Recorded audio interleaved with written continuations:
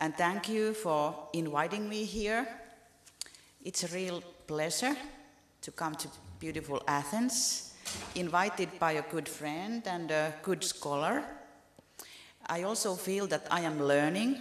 I am a learner. I'm learning about your Greek educational systems and the issues that are current in your educational debate.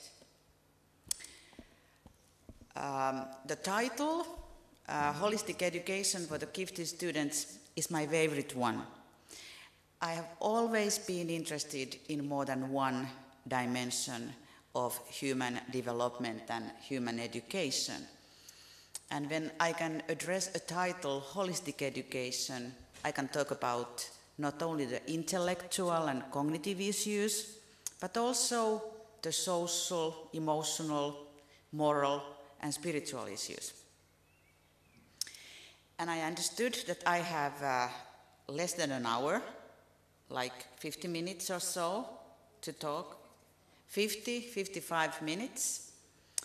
And I tried to speak quite slowly and clearly. And I understood that after my talk, we're going to have some discussion groups. So it's possible for you to make more questions to me, and we can return to this talk afterwards.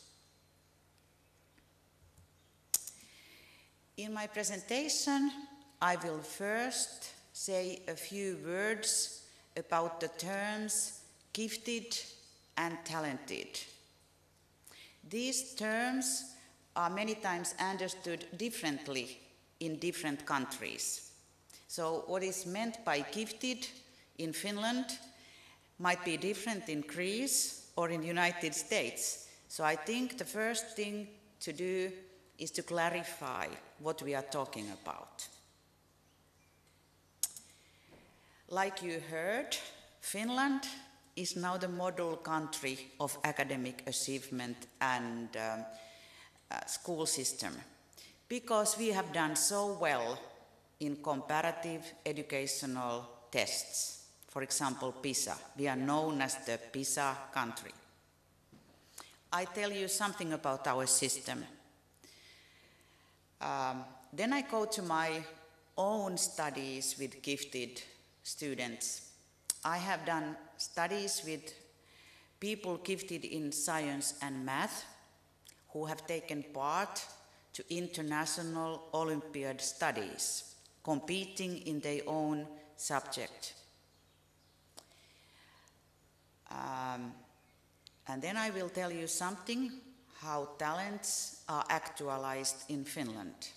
So what kind of systems and programs we have to support talents.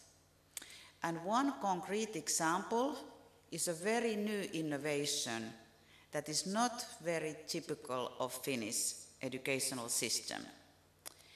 We don't usually have any boarding schools, but now we do.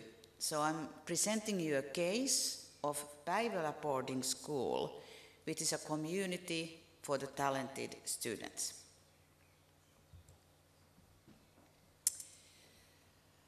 If you look at the PISA studies, the results in PISA studies, you can see that Finnish 15-year-olds, they score above the OECD average in their performance. And especially in two subjects, mathematics and reading, that are the core elements in academic achievement. Hong Kong was number 1 in mathematics, Finland was the second. In reading, Finland has always been the best. Finland has the best readers in the world, which is amazing because they only start in the age of 7. And there are many studies trying to explore why is that? Some people say that it could be the Finnish language. Finnish language is pronounced the same way it is written. So we don't have any problems like learning the letters like in Greece or, in some other languages, English, you have more problems.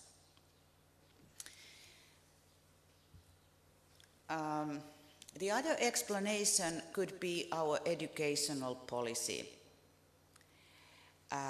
It is in our school law that individual differences are acknowledged. In Finland, we don't talk about gifted children. We talk about different learners who have different needs. And in Finland, we only have a very broad national curriculum that only gives the general guidelines.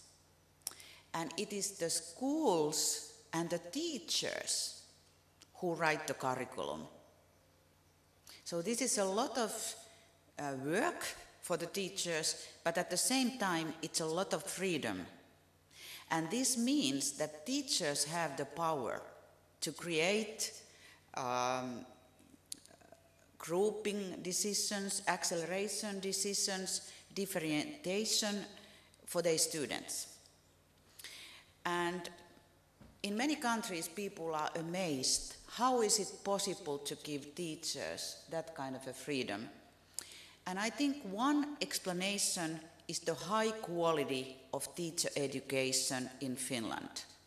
Every teacher in Finland has a master's degree.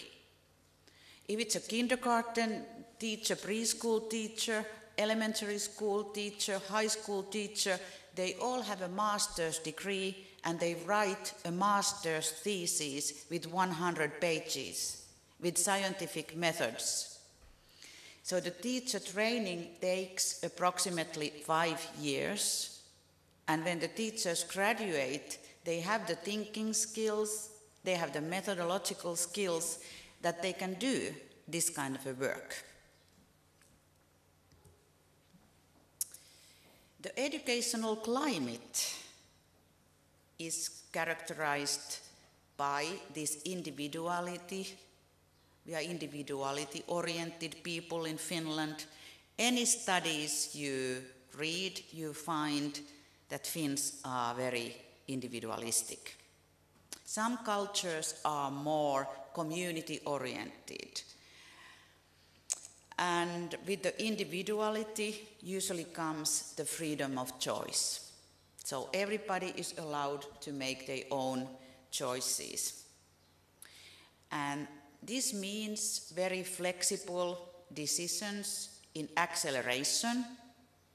If you have a fast learner, if somebody is learning fast, for example, mathematics or languages, it is possible in the schools, to skip the grades and put the child up. We also give a lot of freedom to parents. You heard that in Finland we usually start school in the age of 7. But nowadays, parents can choose.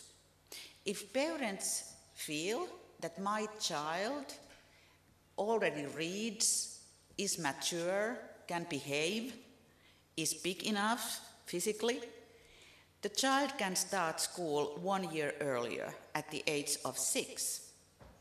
I have 3 daughters myself. They are now grown.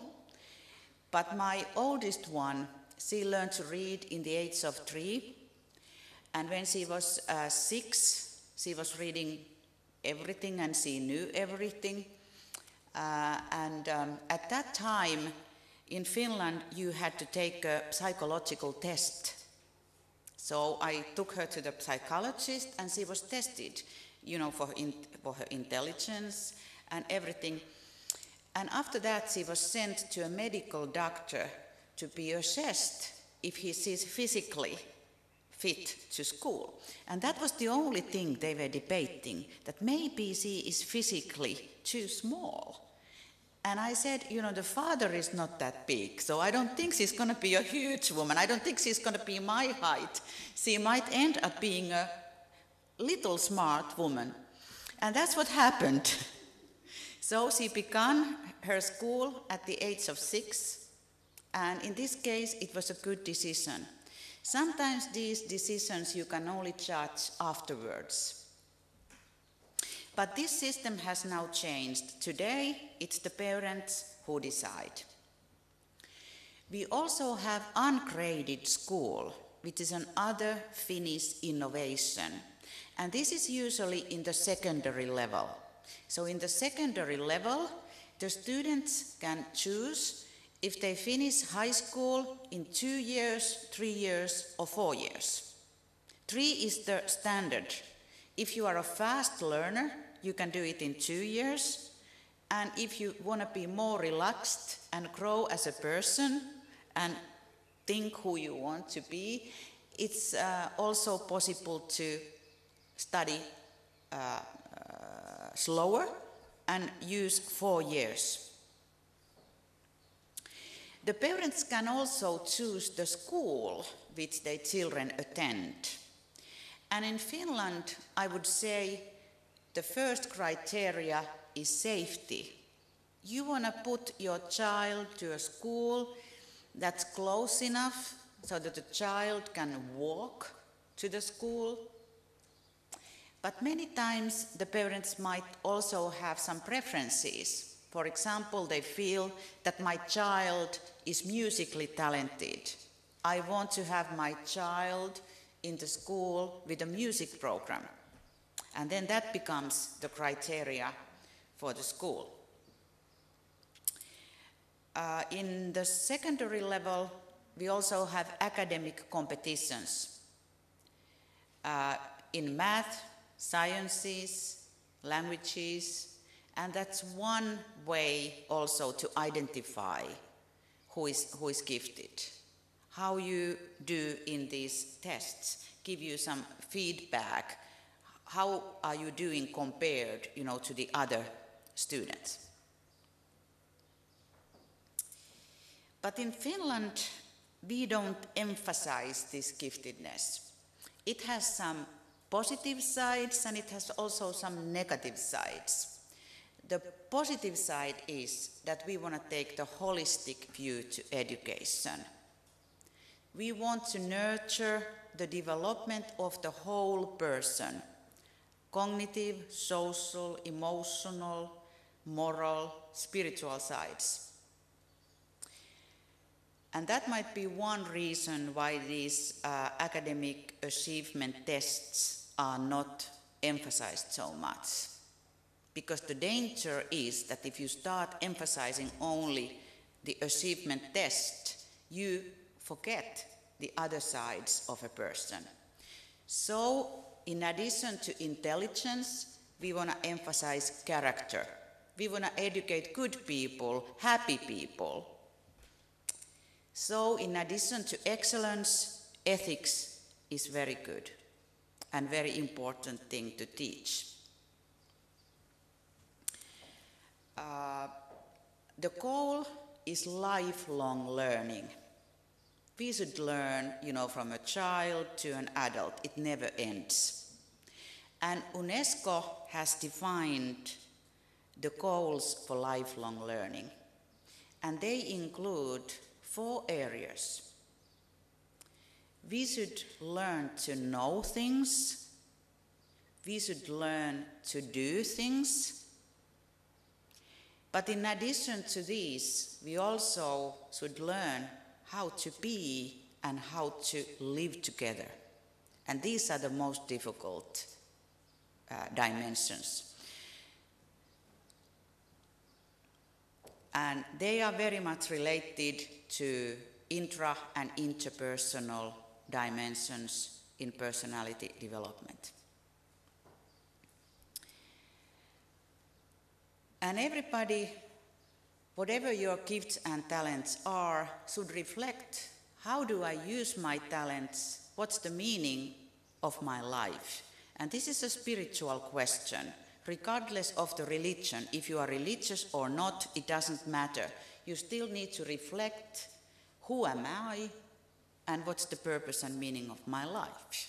And this is also part of holistic education.